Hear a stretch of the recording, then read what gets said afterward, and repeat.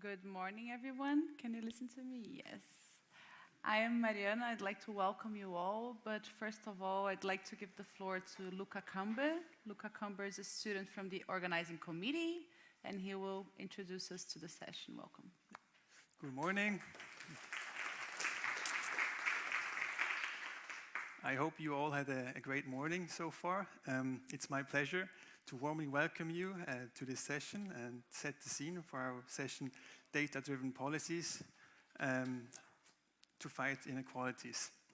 My name is Helena Kanjumbwa.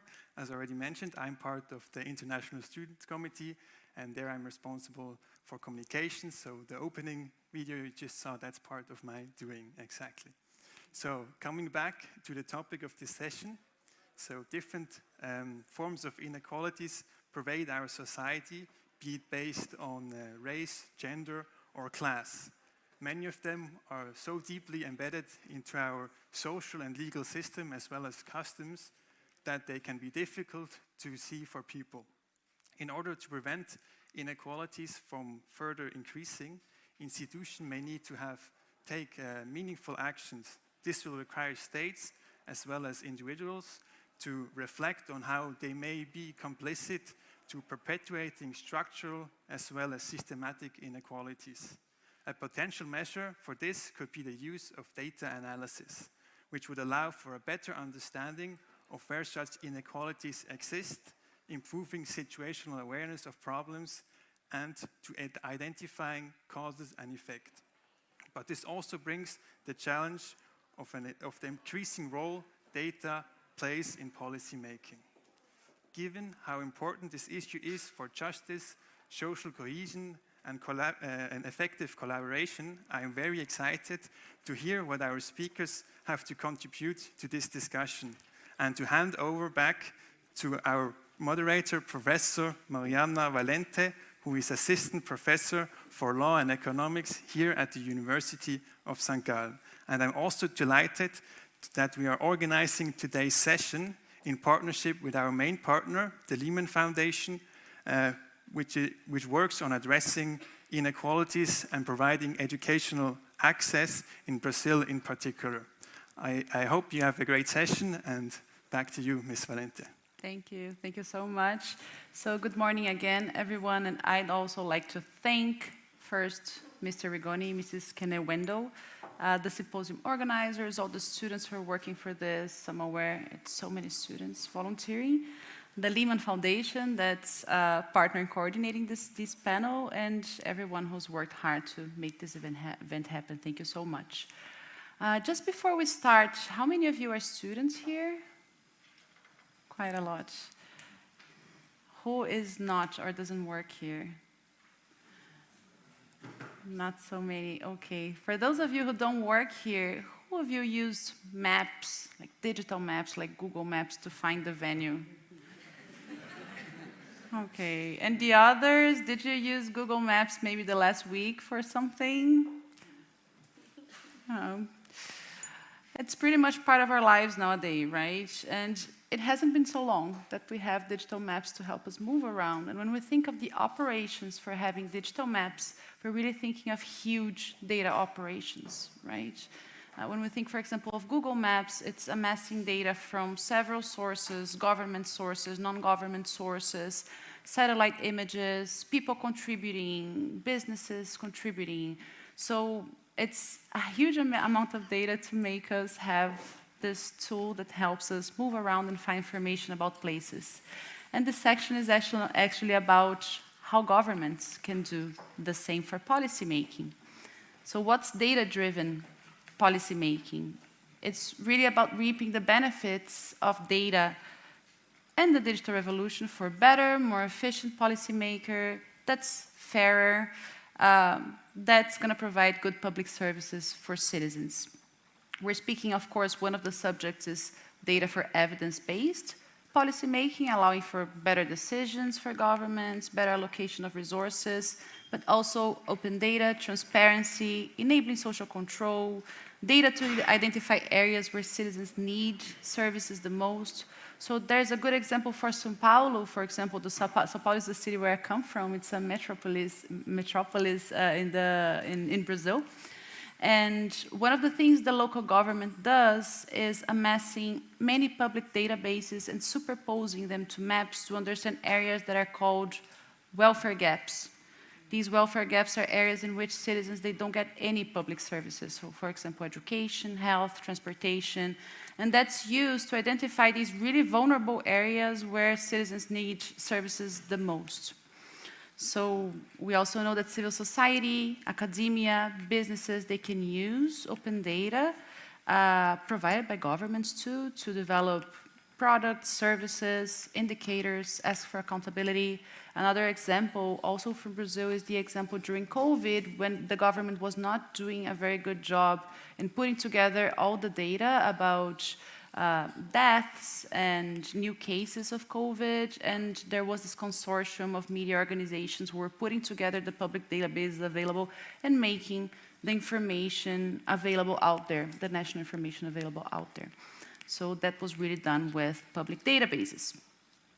I have here two experts in this subject who, in their experience, have done a lot of work in advancing the use of public data for promoting relevant social purposes, and who also understand really well the challenges involved. After all, using data also creates new risks. So we're speaking also of privacy risks, security risks, and we have to take that into consideration, especially when we're speaking of very unequal settings. And I'd like to start with you, Miss Kenewendo, I'm sorry. African economist, former Ministry of Investment and Trade in Botswana, and industry, of course. And you took on digital transformation for social good as one of your top priorities. And you also led very successful projects. And I'm particularly interested in hearing about this online investments registration system that you worked with, which I understand was really beneficial to Botswana business, and also created transparency, democratization of knowledge about ownership, financial flows, enabled corruption control. Can you tell us more about this, please?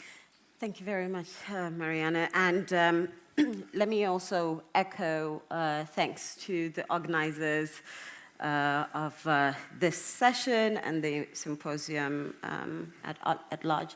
So since your question is really on my experience, I won't read any of my notes. So when I became minister, one of the things that I really wanted to challenge was this perception that we as an African country, developing country, are always left behind and playing catch up.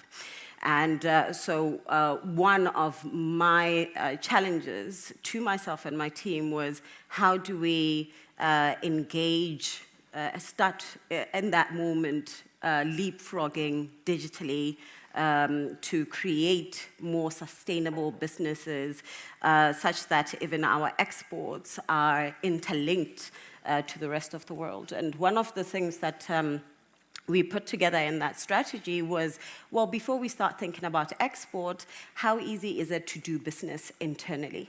And how can we really ease doing business internally by the use of digital? And when I say digital, we looked at both online and offline solutions, because we didn't want to be in a position where we are actually exacerbating vulnerabilities, further leaving people out who are not connected. So we, one of the projects that we ran was establishing the online business registration system.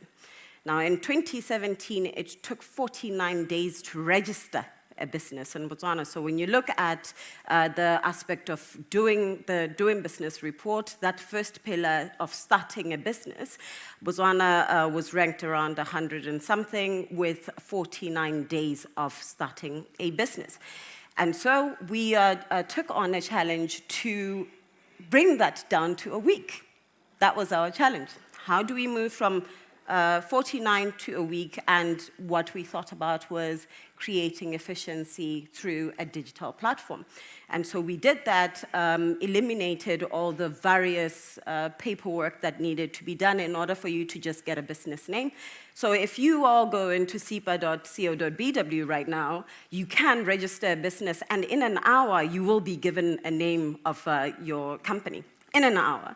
And then by tomorrow, you would get your first certification. So we have created that level of efficiency. But what we have done beyond that, given the importance of transparency and open data, is such that the platform is able to, you can search who owns any business in Botswana. So it's public knowledge, and we created it such that it also shares any beneficial ownership issues, so that we know every person who is linked to that business in order to deal with issues of FATF. So this is a financial illicit trade, illicit financial flows, or any linkages to terrorism financing and all of that. So you are able to see that online, and you are able to really pinpoint if there are any corrupt practices around that business. So the system or the solution enabled us to deal with three things: create efficiency in starting a business. Secondly, in adhering to any measures that are needed for FATF purposes. And thirdly, for us to be able to identify if there are any illicit and corruption businesses in the country. Oh, thank you. That's really, really impressive. Yeah. I think there's... Thank you. And if I may start using first names, also not to make mistakes anymore, I'll go to Felipe. Felipe, who's a federal representative in the Brazilian Congress, and Felipe has been working so much with projects, initiatives, as rapporteur, as a proponent of initiatives for open data and the use of databases by governments.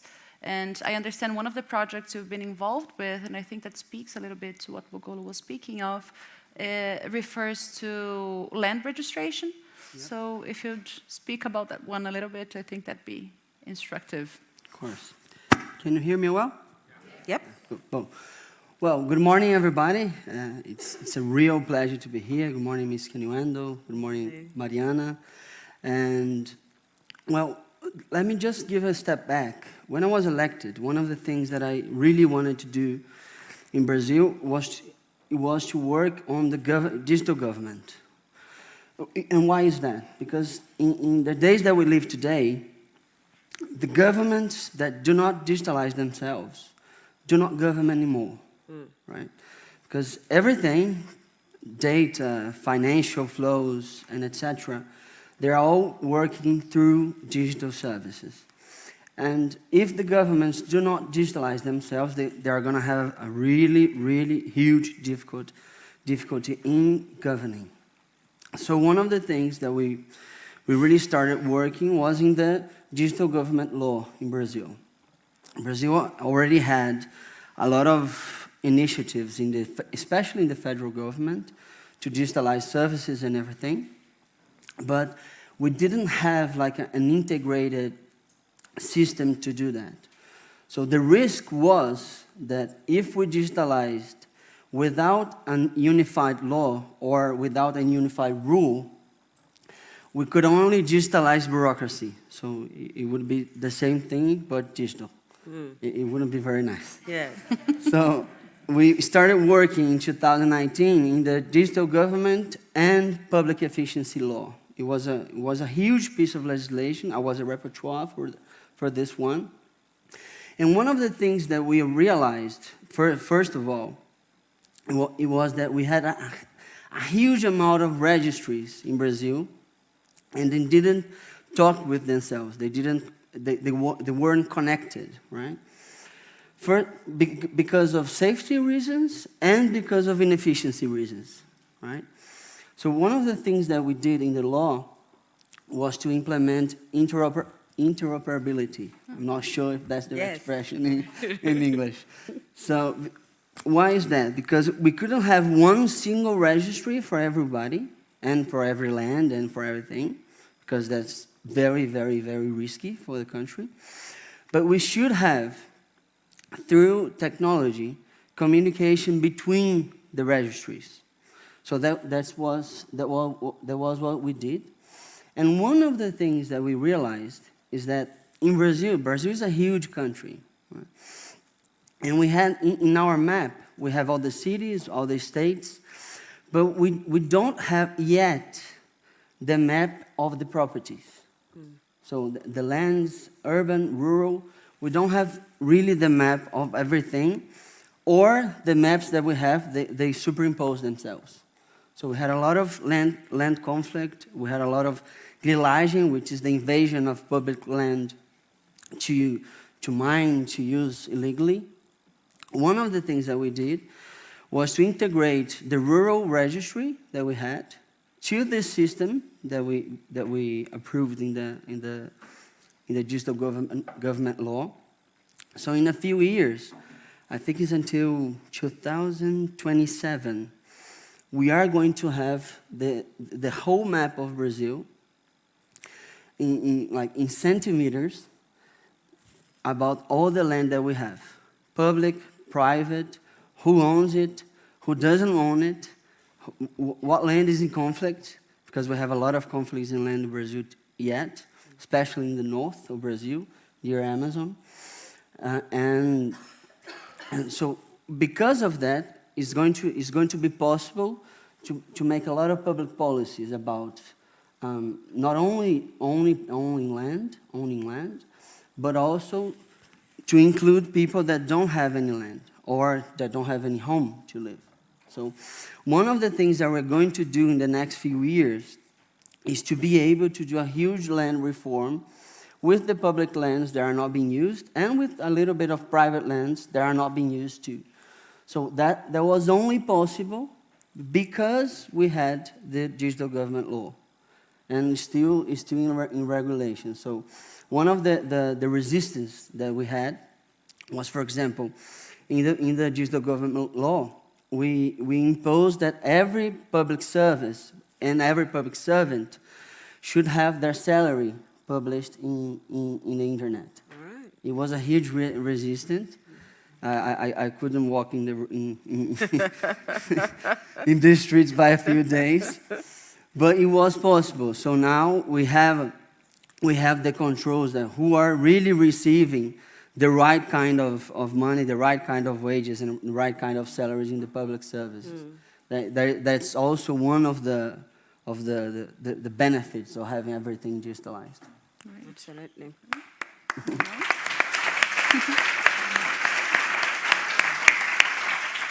Thank you. Listening to you speak, actually to both of you speak, one of the things I'm thinking of, and we have the privilege to have you here to speak of that, is the kind of challenge that you face, right? When you're trying to open up data. And I'm sure you do, because even if there's this very well-known phrase by Luis Brandeis that sunlight said to be the best disinfectant, whenever information comes out in the public, of course, you challenge people who somehow benefit from secrecy. So I'd like you both to speak a little bit of that, if possible. From your experience, what were the challenges? What was the resistance? Well, we have a bit of different countries, so I still could walk in my city.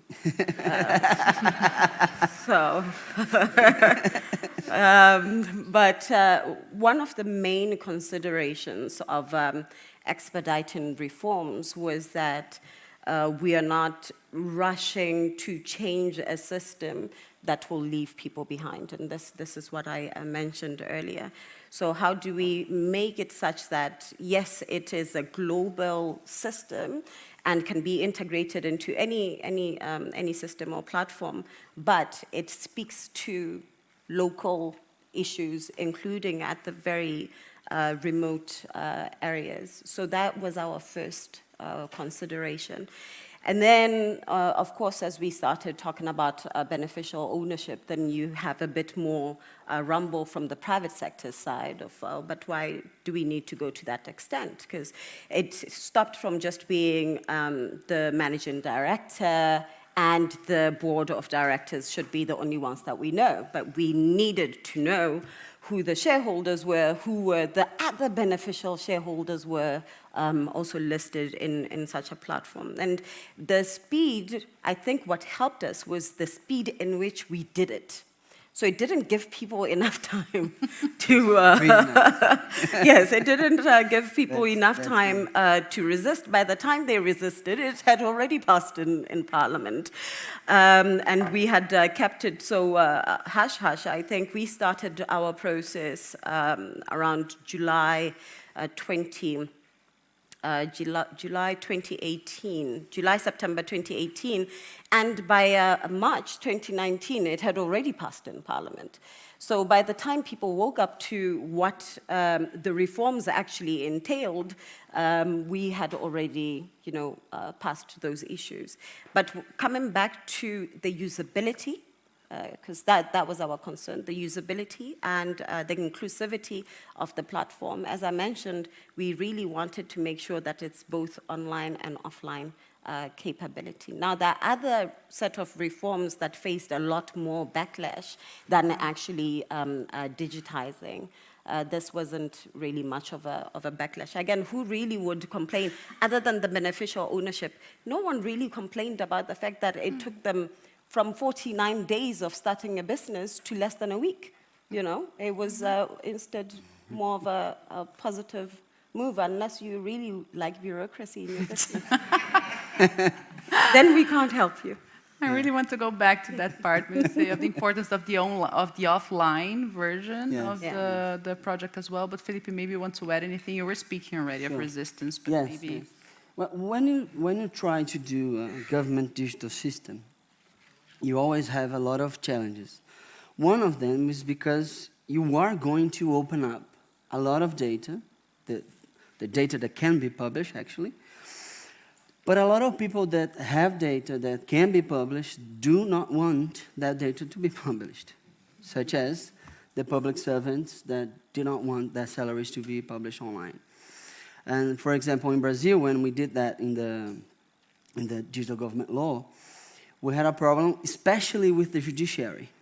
Because in Brazil, especially in the judiciary, is the power that we have, the majority of the privileges, especially on huge salaries and etc. So we had a really difficulty to pass that law. We also did it fast. It wouldn't be possible if we didn't pass it like Quickly. very, very quickly. And also, there's one other kind of resistance. In Brazil, I'm not sure about Botswana, we have a lot of fiscal benefits. So it's about 300 billion reais in fiscal benefits. So discounts on taxes, federal, state, and municipal taxes. So also, when we digitalized everything, we published who and how much that person or that company had on fiscal benefits, on tax benefits. So it was really hard for us, especially in the huge companies that had a lot of benefits. They didn't want us to publish that. Right. Why? Because civil society, people on NGOs and everything would try to social control it, would try to question it. So that's one of the resistance that you always have. One other resistance that is also a challenge for the public service is because when you digitalize, you have three kinds of challenges with people. First of all, to be able to have a digital government, people need to have access to internet. So a lot of organizations questioned our law because a lot of people in Brazil don't have access to internet. Another kind of difficulty is because even when people have access to internet, they don't have equipment to have access. So they don't have computers, smartphones, and etc. So this is another level of difficulties, and therefore, you have people that resist to approve that kind of law. And a third kind of difficulty that also presents a resistance is because a lot of people don't know how to use digital services.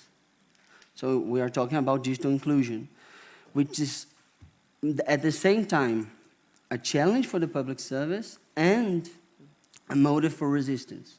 So when we approved that law, it was in the end of 2020, a lot of people came. So how are we going to include the old people in Brazil that do not know how to use public services online? So we have one of the things that we need to do, and I think Ms. Kanjumbwa agrees with me on that. We really need to have a huge digital inclusive and digital inclusion program all over the world. We're talking about access to internet, access to equipment, and knowledge about the online services. Otherwise, we have the risk of promoting more inequality. You know, that is a motive for it's a challenge and a motive for resistance too in Brazil. Absolutely. Yeah. If I may, Yeah. I think that last point is very critical, and it was part of our report with the high-level panel on digital cooperation commissioned by the UNSG. And one of the things that we actually pushed for in the roadmap for the implementation of the report was that we start off by looking at digital readiness of different countries. And so when we're talking about digital cooperation, and we even want to include digital trade into the WTO negotiations, we should first of all find out where each country is and where every demographic is in terms of that digital inclusivity. And financing that aspect is important.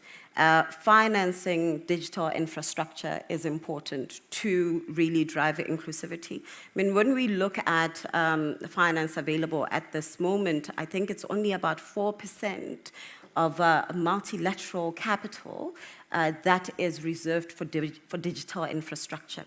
And only 1% of that 4% is reserved for policy development in the digital space. I mean, how is that possible in a more digital, evolving world? You know, that's all we are talking about. I mean, I say this in full recognition that, of course, there's still water, power issues, but we cannot afford to neglect infrastructure that brings in digital, because going forward, and COVID has taught us this, going forward, we will be working off of more digital governments, more digital services.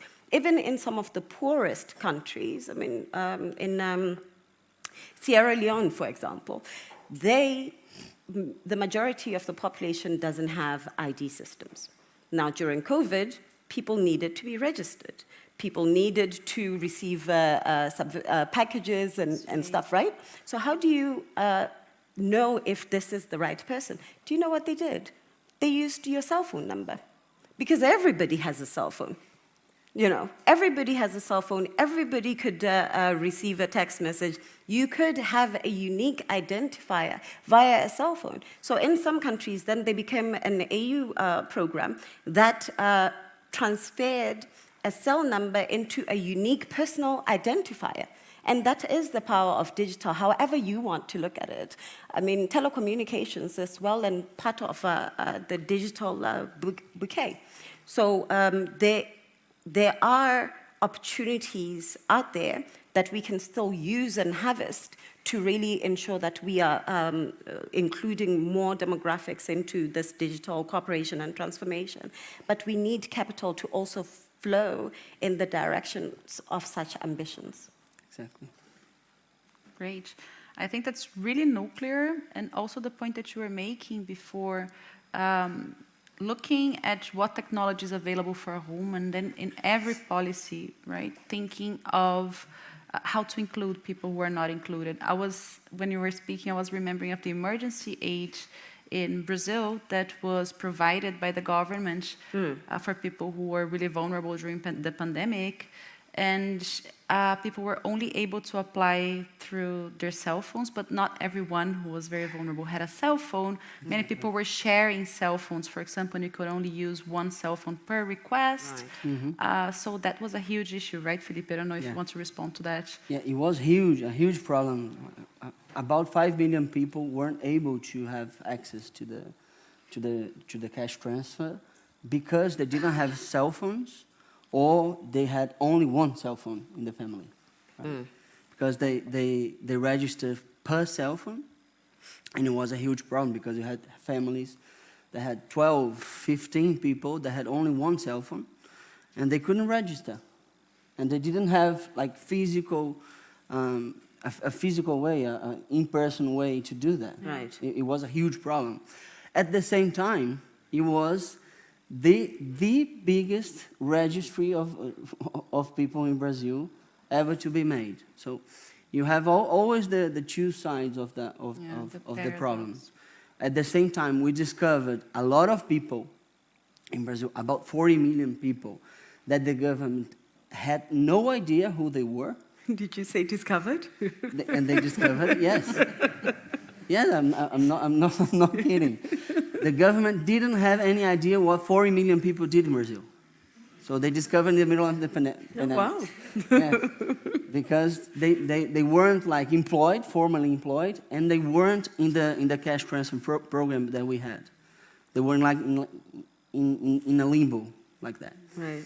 So in the middle of the pandemics, because we opened to a lot more people, about 100 million people received the cash transfer, they discovered 40 million people that they didn't know what they did at all in Brazil. So you always have like the two sides of the problem.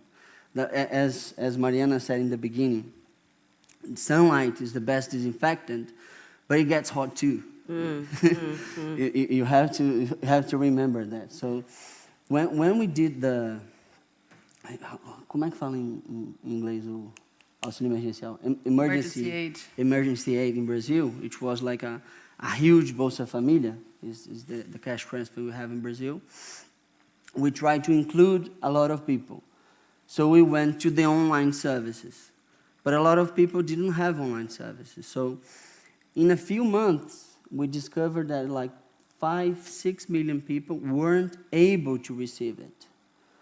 So what the government did, it took a lot of time, of course, but we tried to use the social assistant structure that we have in Brazil to include them all. So I think it's not possible to affirm with precision, but I think we got almost all of the 6 million people that were out. All right. But it is a huge challenge, because when you have digital services, you also have people that don't have access. Right. When you think about digitalizing government, you're always going to have two kinds of people that are going to resist, or they are going to have problems with digitalization. First, the people that have privileges, right? So the people that have huge salaries in government, people that have a lot of fiscal benefits, they don't want that to be published. And second, people that will have difficulties in access, or they will lose some kind of access. For example, in Brazil, we have about 35 million people that are 65 years old or more. And they have a lot of difficulties with digital services. So how can we actually include them? It's not about not digitalizing the government. It's about how can we actually include those people that don't know how to use it, don't have access to internet, or don't have access to equipment. Right. Want to Sure. jump in? I Think like it, yes. You know, as you were talking about some of these challenges, I remember once in cabinet, I was talking about digital transformation, and this one minister said, "What exactly is this thing, that you're constantly talking about? I have to go and brief my constituents next week, and they won't understand digital transformation." Big words, fourth industrial revolution that you guys are always talking about. It sounds very elitist. And I really liked that question because it made us think of a much easier way of communicating our intentions of making a much more efficient government service. I remember our first meeting with that minister in his constituency. He said to his constituents, what the minister will be talking about now is, you recall you used to use donkey carts to move from one place to another. And it took you 3 days from that place to another. And then there were bicycles. And it made it a little faster. Then there were cars, you know. And now there are planes. We can, you know, I can go across the world in in less than a day. And he said that is exactly what this minister wants to introduce in government. Make it much faster for things to happen. And it is not necessarily about taking away your civil liberties or whatever it is that everybody else wants to make it. It's not as elitist as people want to make digital transformation, but it's actually more towards making services much more accessible and much more for everybody, rather than just being limited to a smaller group. But we have to be a lot more deliberate about, you know, using a phone, using a computer, and so forth. Yeah. And that is why I was talking about online, offline a little earlier. Yeah. There are young people in Botswana who created an agricultural platform via USSD, and you just need to subscribe to it for less than 50 cents a month. And you are on this platform. It started off as a place where farmers could share information. But now it has also become like a WhatsApp group. So when the Zimbabwean government shut down internet during some instabilities there, more Zimbabweans used this USSD platform to talk amongst themselves about how they were going to structure, you know, how they were going to structure themselves. But so it became more of an enabler of organization, and became more of an enabler of ideas sharing in a more offline solution platform that can't be shut down whenever a government feels challenged. Okay. Yeah. That's really interesting. When you're speaking, there's one thing that's coming to my mind. We're speaking of the benefits of open data, of course, but I think there's one thing that we need to discuss here, which is, do you think there can be too much transparency or too much open data? I'm thinking especially of privacy and security risks, and I know that the balance between privacy and transparency is an issue all around the world. I'm thinking, for example, of, Felipe mentioned the Bolsa Família program in Brazil. For accountability reasons, the program publishes every month the list of beneficiaries. It's just been substituted by something else. But it used to publish the list of beneficiaries. It was 15 million people with names and IDs. And one of the questions that people who work with privacy often make is that really necessary for accountability? Because that's maybe putting people at risk, because this data is being crossed with other databases, and these people are being targeted, and it is happening with fraud, electoral propaganda. But that's really a question for you. When we're thinking of those things, privacy, security, where do you find the limits? And what's the kind of risk that you see, especially for vulnerable populations, how to overcome that? Maybe we can start by Felipe. Yeah. Well, I think there will always be a dilemma, a trade-off between the public interest and the private information, the data protection of individuals, right? I don't think there's really like a 0 or 1 answer for that. And actually, this is one of the discussions that we are having now. It's funny, actually, because every time they talk about huge amount of data, they call me to be the repertoire of something. So now we are discussing a kind of test that we call the test of the damage test, because we have in Brazil the access to information legislation and the data protection legislation. And they have a kind of conflict, right? So in the last months, last years actually, the government is using the data protection legislation as a justification for not giving a lot of information in the terms of the information access legislation. So it is a trade-off always. So how can we actually solve that problem? It's not going to be like a 0 or 1 answer. You're always going to have to make a kind of intellectual exercise with the public servants of what is bigger, the public interest or the risk of the data protection. In each case, I don't really think that we do have like one answer, one fits all answer for this problem. It is a problem. So for example, in the case of Bolsa Familia, you have, it's actually 15 million families. Families, that's true. 60 million people that can have their names, their contacts actually published because of Bolsa Familia.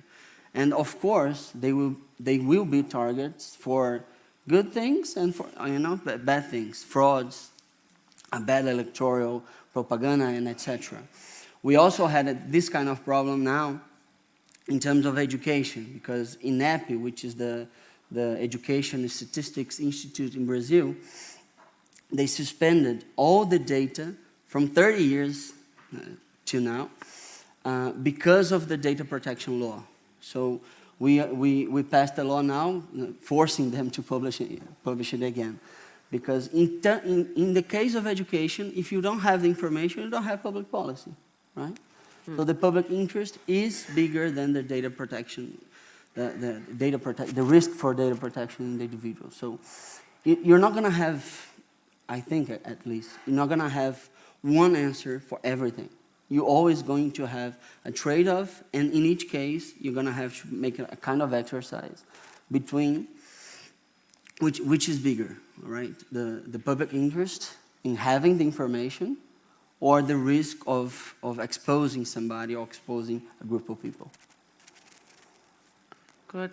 Thank you. Thanks for that. I think maybe Bogolu, do you want to? I wanted to read something from the report from the high-level panel on digital cooperation, but it's not loading.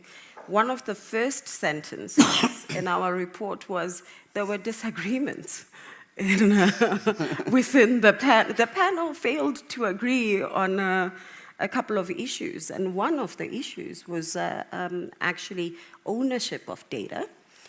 Who gets to own open data, and who gets a right to using that data. And then there was another issue mainly around e-commerce data of who gets to benefit from that data. So certainly that issue remains a heated argument. For example, do we all own Amazon data or not? Do governments have a right to having access to Amazon data or not? And then when it comes to further issues of security, that was another matter of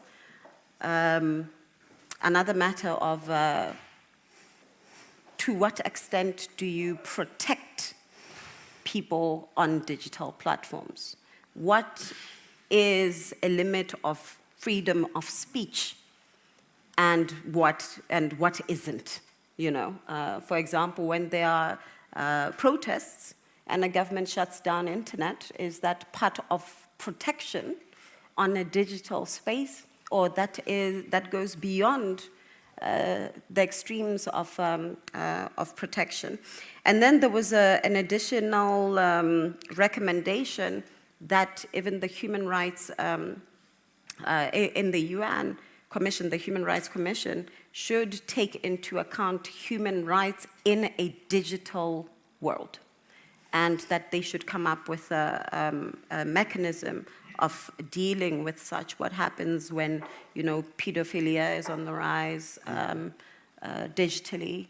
How do we curb such issues? What kind of measures need to be in place? So there are all these other issues that we need to take into cognizance as we promote digital transformation. We have to be aware that there's a whole world that we're creating. I mean, in the metaverse right now, there are women who are reporting that they've been sexually assaulted on the metaverse. Yeah. So, you know, what can we do to ensure that the safety and security that we hope we can have in a physical space continues to exist in a digital space? Now, very, very, very uncouth joke, when someone read that, they said, you shut off your computer. Oh, yeah. but the fact of the matter common, is, yes. it still happened, you know, it Exactly. still happened, and there's still opportunities for these things to happen, and we need to make sure that there are measures in place to help and secure what in many countries is a constitutional right. There is a lack of recognition, right? Yes. Of what happens in the online world as something that produces direct effects. And yes, I think that's something that's very related to data and that needs to be addressed nationally, internationally, through collaboration. So yes, we discussed so many things. I think visibility, paradoxes, visibility of populations, which involves paradoxes as well, paradoxes in rights. I think it's time we open the floor to a couple of questions. I have 3, 4, 5. Wow, wow. Can you help me perhaps? Yes, with the order. Yeah. Okay. Thank you. Good afternoon, everybody. I'm Pranjal Sharma. I'm an author from India.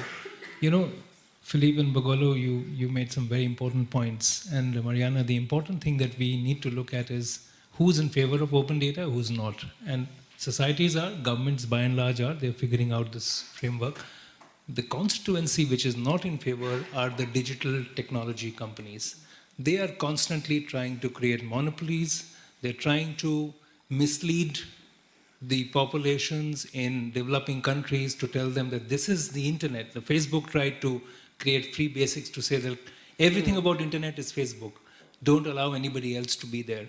So my question to all three of you, and you too, Mariana, as a professor, is how do we counter the influence of these big digital technology companies to go actually against open society, open government, open data, protected data? I'll give you a short example from India. One of the biggest it is the biggest free market democracy in the world. Walmart and Amazon online business is trying to carve up the market only for themselves. They decide who to promote, they decide what to sell. Government is fighting them. Now they have decided to create an open network digital commerce where everybody can go and sell to make sure these monopolies are cancelled. The challenge, however, is that they will continue to fight against open data and open government. How do we counter that? Because they seem to be sometimes more powerful than governments. If I may ask, do they pay taxes in India? They have been forced to. Okay. That's nice.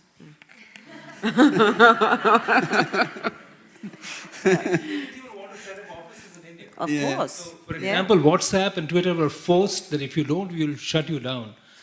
Because they have to have a corporate office, representatives, if for nothing else, for consumer complaints. Right. And they were fighting against it, saying that this is against freedom and this is anti-business. Can you imagine? We are having the same problem in Brazil too. Great questions. Let me just add something to the question, because I think your question gives us the answer, right? Because when we're talking about monopolies in terms of data, governments, they have the best power to fight that, which is open data. You know, what the Indian government is doing by giving an open market to people is actually fighting the monopolies. So, for example, when the London government opened the data they had in London, it was like thousands of startups were created because of the open data they had. So they didn't have any more like monopolies in terms of the data about the city. They opened everything that they could open, actually. And thousands of startups were created because of that. So the same thing works for almost anything in the internet. So governments have a huge amount of data about everybody. So the data that they can open, that do not have conflicts with data protection laws, if they open in the right ways, can actually enable a lot of not only social control, but a lot of new businesses, a lot of new solutions, and this is a kind of democratization of solutions too, I think. So we are all faced with that problem. It was one of, well, it remains one of the most heated questions of how do governments deal with, I think it's the three giants. I think that's what they are. A particular for us, it was in relation to trade, because most African countries, their government revenues comes from customs and those kind of taxes, and these we haven't yet figured out a way of. We do not have the population economies of scale that India has to force Amazon to set up an office in a country with 2 million people, and only 600,000 of those 2 million have jobs, or an adult population. So now there's more of a continental negotiation to try to give us the same kind of economic strength to negotiate with a giant that you rightfully said can be stronger in some cases than smaller governments. But it is certainly an issue to be looked at. I think it's under the Global Alliance for Digital, I think it's Digital Cooperation. I think that's what it's going to be. Digital markets, thank you. That's the one, Global Alliance for Digital Markets. So we hope that once we start to put these measures in place, that we'll have a better way of dealing with it. Even the OECD, as you know, have started cracking down on the three giants, and there will be ripple effects across the world to try to break down this monopoly that they have. I don't want to take up too much of the time because there's so many people wanting to ask, but I just quickly add that there's this framework starting to evolve that needs to be evolved more around monopolies in data, right? Which wasn't an issue before, but how can immense amounts of data also lead to monopolies? How do you think of that in this new world, right? When data also means power and it's usually not analyzed in competition practices and all that, but I won't go too much into that. I think we have other people. I don't know how to decide that. That's going to be so complicated. I don't want to be involved in the decision. Man, woman. Thank you. I'll be quick. My name is Helena Kanjumbwa. I am a lawyer and a social entrepreneur from Windhoek, Namibia. This question is for Honorable Kanjumbwa. So there is a symbiotic relationship between digitization and ease of doing trade. The one is quite literally contingent upon the other. In light of the novel Africa Continental Free Trade Area, a very ambitious trade pact that endeavors to form the largest free trade area in the continent to connect over 1.3 billion people across 54 African countries. To what extent would you say are we ready as a continent for digital transformation for the purposes of nimble trade practices, of which said trade practices would then be governed by a robust policies that complement a digital space? Because most African countries, they fall into economic recession because of policy implementation, challenges such as unrealistic goal setting, political patronage, neglect to target beneficiaries, and lack of consideration of policy environment altogether. So what would it take to ready us to participate in this digital space effectively? What a question. Yes. I think it should be for you. Thank God it was only for you. Yes, yes. Can we just maybe Yes, just yes. take one more, Sure. and then you can It's good. answer all these questions and Yeah. make your final remarks, because we'll have to close. Do we have to close to finish exactly at 12? No? Okay, we have some extra minutes. Good. Thank you very much. Thank you to the panel and to raising all these questions. As you can tell by my grey hair, I've been around for a longer while, and that implies the 1990s, where we saw the initial ERP implementations, the enterprise resource planning, the digitalization of corporations and organizations.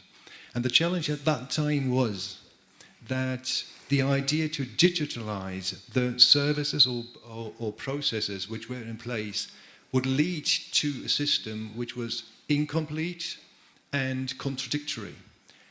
Now, 30 years later, we see the same thing being resold, not by the giants, but by the big five in the consulting, to governments as government resource planning systems. And we see the repetition. The historicity of legal regulations, institutions, and so on created something that is incomplete and contradictory. If you trust that, entrust the computer with that, the computer says no. And this is the point where management in the 1990s failed to rethink management. They just threw money at the developers to get something together that somehow works, not moving an inch in their conception of management. Is the political side, are governments ready to rethink government in that process? That's a unique opportunity. Yes. But at the moment, we may predict that the same consultants who messed it up in the 1990s will mess it up again and say, well, just carry on as before, just make it faster and make it efficient, but you don't need to rethink government.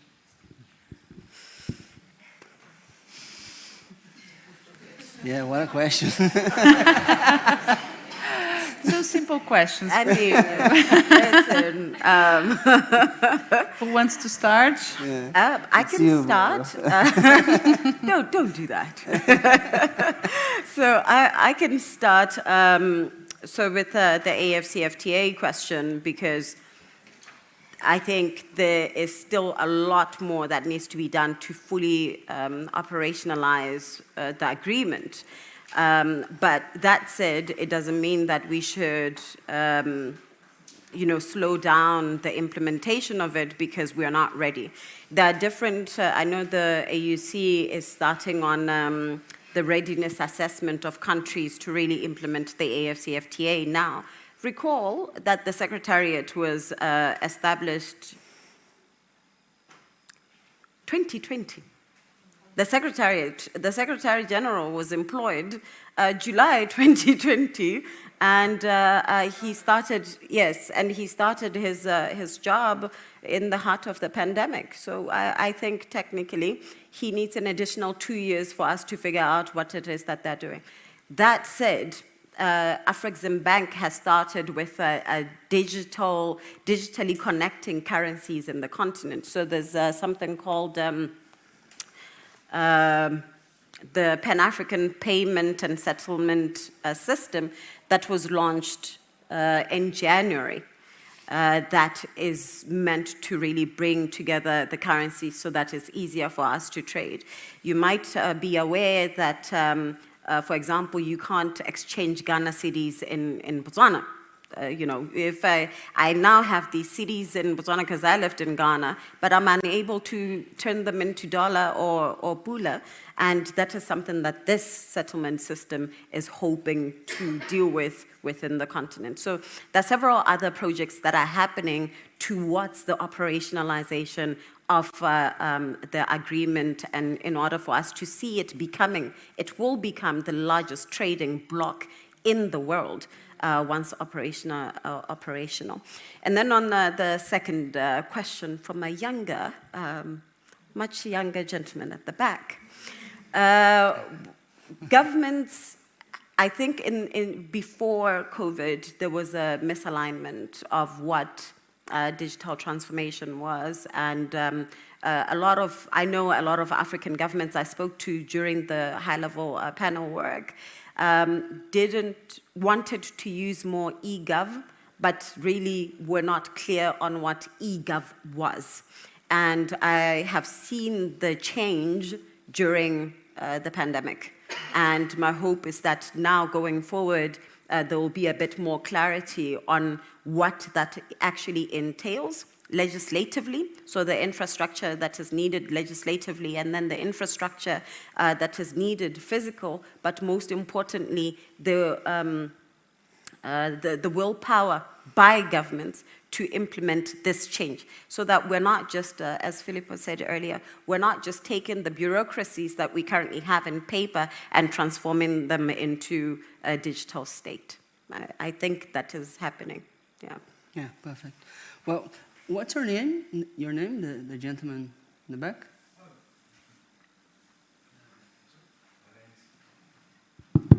My name is Louis Klein. Louis. All right, pleasure.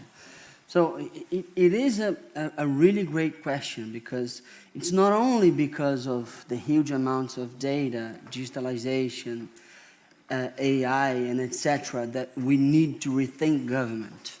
There is a very beautiful book called The Fourth Revolution. I forgot the author, but he is one of the ex-editors of The Economist. Oh yes, I remember. I forgot his name. Thomas? And Yes. sorry? Thomas. Yes, Thomas.